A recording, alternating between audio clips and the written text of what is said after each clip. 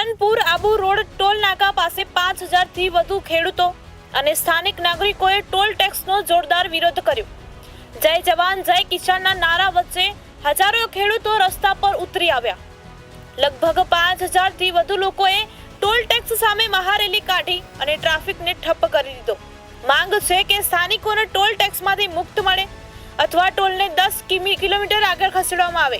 હાલત એટલી તીવ્ર બની રહી છે અને હજુ પણ વિરોધ ચાલુ છે. શું તંત્ર સાંભળશે ખેડૂતોની? આવો આ વિષય પર વિગતે ચર્ચા કરીએ. નમસ્કાર દર્શક મિત્રો, આપ જોઈ રહ્યા છો વીઆર લાઈવ અને હું છું આપની સાથે Jinal. Palanpur Abu road national highway પર આવેલા હેબતપુર પાટિયા નજીક આવેલા ખેમાણા ટોલ નાકા પર આજે મોટી સંખ્યામાં ખેડૂતો અને સ્થાનિક લોકો એકઠા થયા હતા.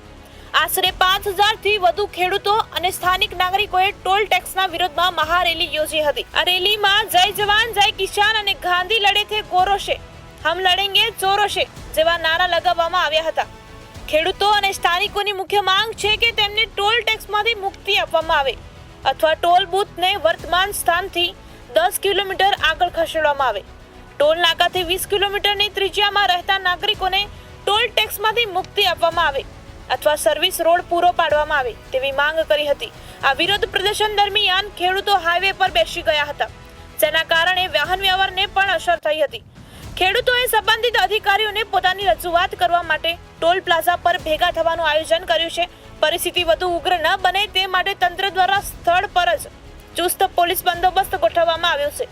આ વિરોધ પ્રદર્શન હજુ પણ ચાલુ છે અને આગામી સમયમાં વધુ ઉગ્ર બને તેવી શક્યતા છે.